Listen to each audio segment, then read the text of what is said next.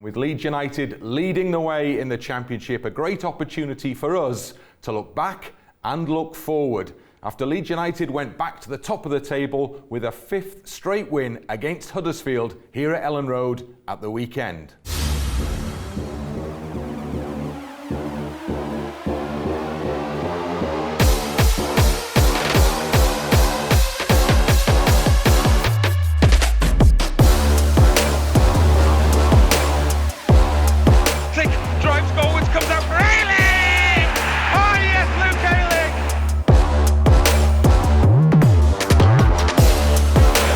Still in the penalty area, goes past one challenge, dives, oh what a finish from Pablo Hernandez! Click with a drive, Matthias Click!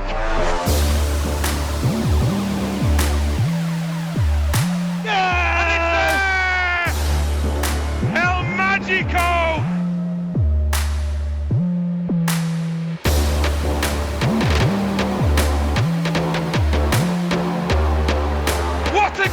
What a goal that is from Leeds United! What a finish from Tyler Roberts!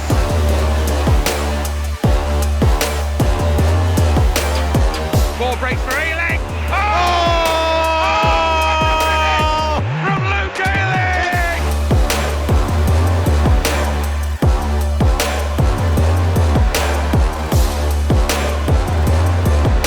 White header! It's Patrick Bamford who follows in!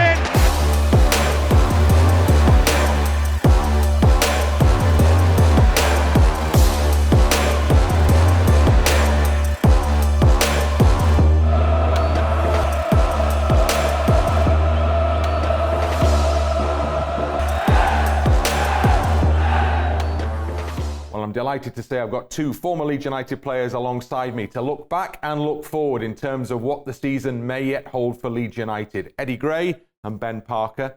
Gentlemen, thanks for joining me. Let's look back at that run so far. 5 wins on the spin after a really difficult period for Leeds United. What's made the difference, Eddie? Well, obviously the difference is we're not conceding goals. I mean, that's the important factor. We've tightened up a bit defensively. We're still getting at teams, we're still attacking teams, but there's that determination and drive. I mean, I think it was a wake-up call for the players when went on that bad run. I think they thought, right, we're not going to let it happen again. What happened last year, we'll need to pick it up. And as a group, they're all working hard together.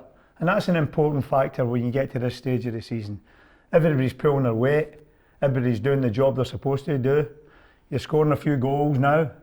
So that helps as well. I mean, as a defender, you're always more comfortable if you think the team are going to stick the ball in the back of the net, because then you've got something to hold on to and it makes it that little bit easier. So that's helped them as well. But as individuals, I think they're all playing at the top of their game now. I think they're up for the fight. And it is a battle when you're in the Championship and you're playing for a long, it's a long season. And as you know, the games you watch, sometimes it could go either way. There's not that much between a lot of the teams in the division. It's just that I think we've got the players now that can push forward and take it that step further.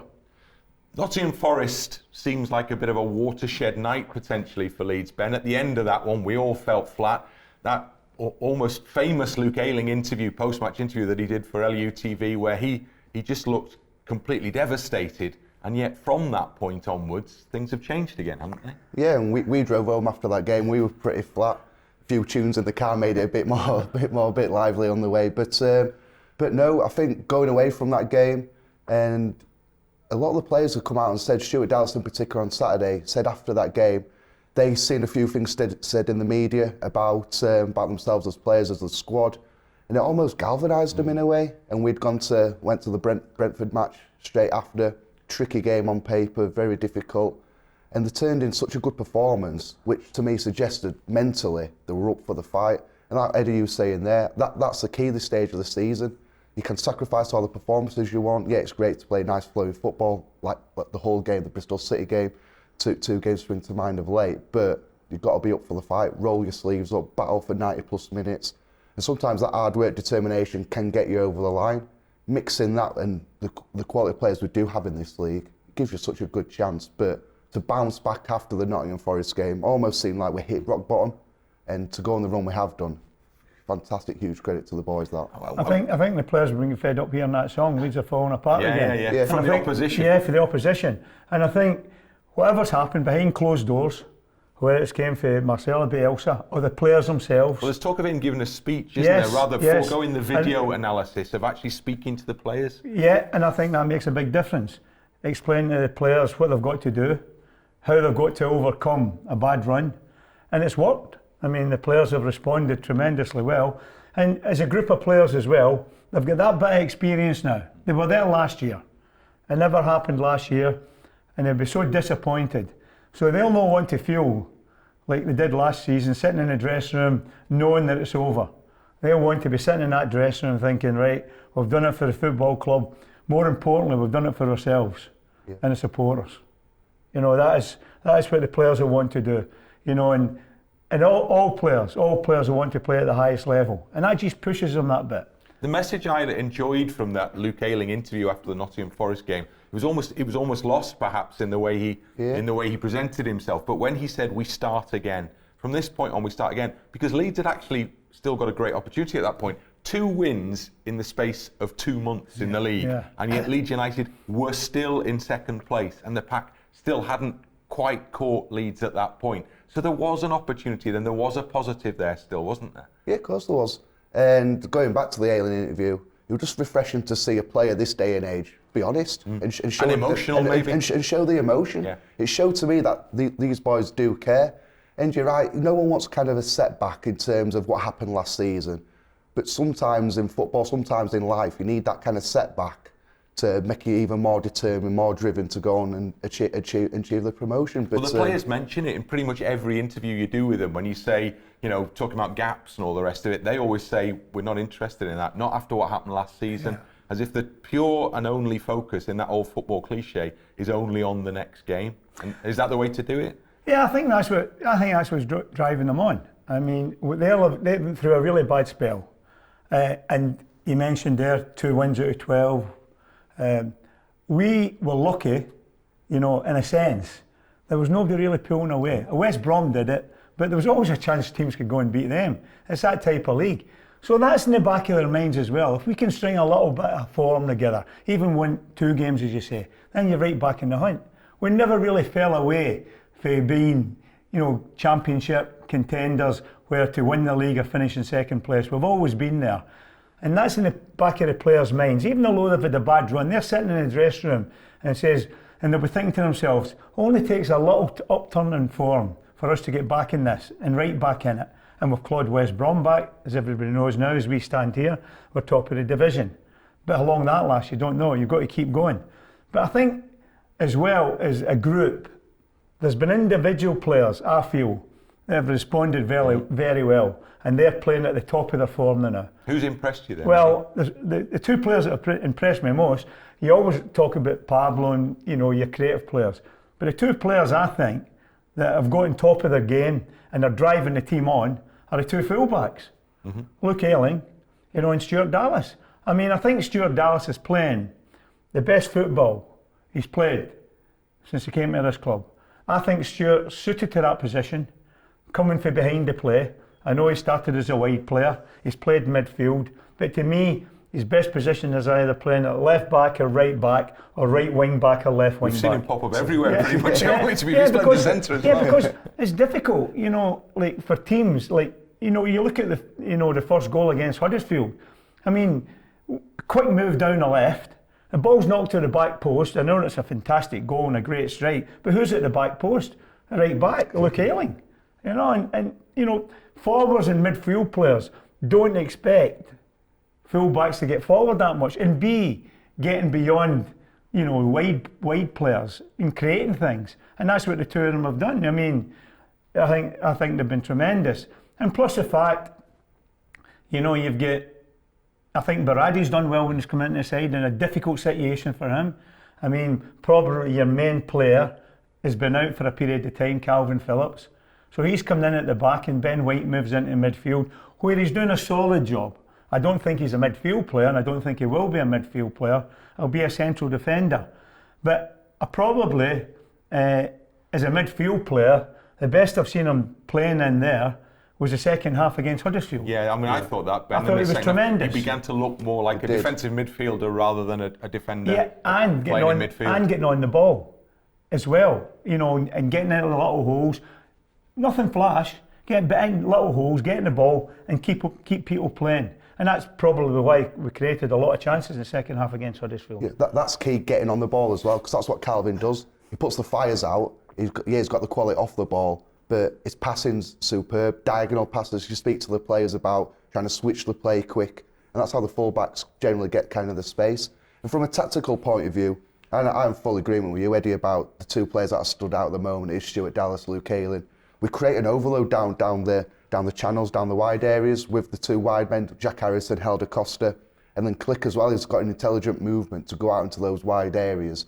And we create an overload 3v2. The opposition try and match us man for man. There's that space in the middle for Pablo, because the midfield players are vacated trying to match that area up. So he's very intelligent, but not take away from the defensive duties. Mentioned the clean sheets. Yeah, it's great going forward. I mean, it's not just clean sheets, is it? It's barely any shots on target in the Bristol City game. No corners for the opposition. Yeah. It's all the elements of defensive player being helped by maybe what's happening offensively. But I was going to say, before the Cardiff game, the 3-3 game, we had the best defensive record in Europe. Yeah. So going from that level to then obviously not having clean sheets, conceding goals, conceding chances, you don't become bad overnight. Sometimes there's a little bit of luck, a bit of element involved of that as well.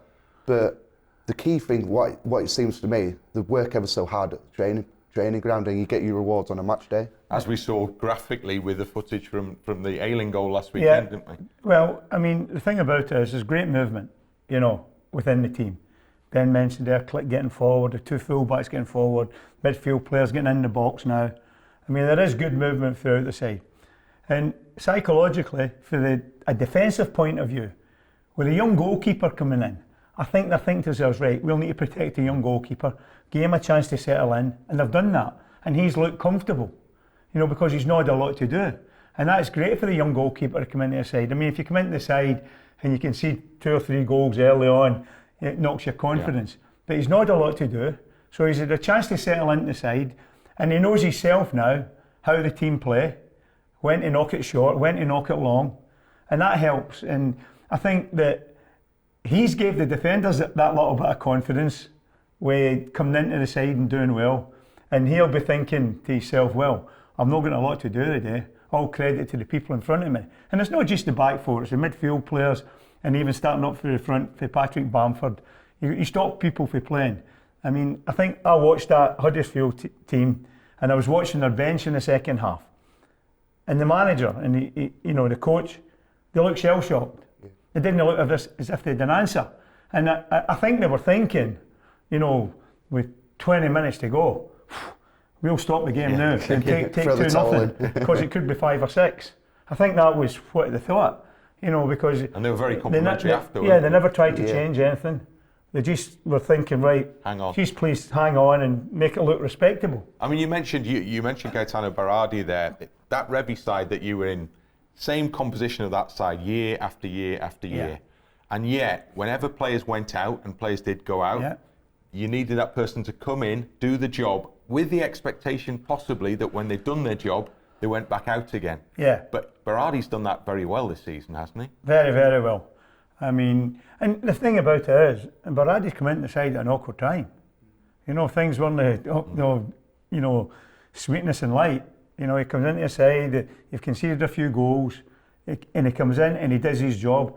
And he seems to have curtailed that extra bit of enthusiasm he's got to win the ball. On Saturday, didn't he? Well, and then put the brake on. Yes, you're right. There was a few challenges when he was gone again after he'd been booked, and I shut my eyes. I thought, no. And he pulled back and he did the right thing. Well, he's learned as well. Although he's an experienced player, there comes a time in your career when I shouldn't be doing that, because I'm letting myself down. I'm letting the team down, I'm letting the manager down, and I'm letting the supporters down. Yeah. So I think he's realised now, and it was so obvious against Huddersfield, a couple of challenges he went into. If that would have been 6 months ago, Berardi would just have been right through them and probably been walking down the tunnel. But he's done very, very well. And defensively, he doesn't let people go short and turn in the ball. He gets close to them. He's always looking to niggle at them, put them under pressure. And he's done a great job since he's come in, and all credit to him. But as you're right, he knows, he'll know every day he's up in that dressing room, in the training ground, if Calvin Phillips is fit and ready to go, he'll be on the bench. But that's the mentality that you acquire from your squad at this stage, isn't it? Where everybody sees what the prize is, so the focus is only on the prize, not on the individual, it's on the collective. And that's probably the hardest thing being a modern day footballer. You know as a player if you're going to be in that starting 11, the manager's first choice. But it's even more difficult to then thinking, like you said, I'm going to play 2 or 3 games, do my job well, but knowing full well everyone's fit, you're going to find yourself out of the squad, out of the team. But that's where full credit to likes of Berardi, Tyler Roberts as well when he came on, got the 2 goals. And everyone always says it's a squad who gets the promoted. It's the boys on the bench, it's the boys in the stand. You never know when you're going to be needed. And it's right. It's proven at the moment where players are going to be called upon, and you've got to be ready. You've got to look after yourself day in, day out at training, because if you're not bang at it in our team, you get found out. So huge credit to the boys. But the big word that's been used all season, learning. Can we learn from last year? And on the defensive kind of side, been really interesting again speaking to the players about when we're going forward, what's happening at the back. And they're thinking the worst case scenario where last season, a bit more gung-ho, you might find scenarios where it's 1v1, 2v2 at the back. You always find an extra body now at the back thinking, right, if we do lose the ball, are we in good positions to stop that kind of counter-attack? And that's how you get clean sheets, what we've been doing. It's interesting talking about the squad though. I mean, you get somebody like Berardi, he's an experienced player. And he knows at the back of his mind that if Calvin Phillips is fit, he's going to be on the bench. Tyler Roberts will not think like that. He'll think I should be playing every game. And that's a good thing, because he's starting his career and he'll be disappointed. He'll have been expecting, probably after his show at Hull, that I'm going to play. And he's not playing. So that's a disappointment. And it's how the coach and his staff handle him then. And even, he comes on at the weekend, he's buzzing, he's running around, he's trying to get into positions. He's striving to get into that team, and that's a good thing as well. But for Berardi, he's a bit more experienced. He'll look at it in the cold light and he'll think, that's the team he's going to play. I've just got to be ready to do my job, and there's nobody done it better when he stepped in. Because when everybody's fit, he knows he's not going to be in the starting 11. And it's hard to take at times. But he knows that he's good enough to get in there if somebody gets injured on the day or if somebody gets injured before the game. I can get in and do the same job. I'd do a job as good as the other people.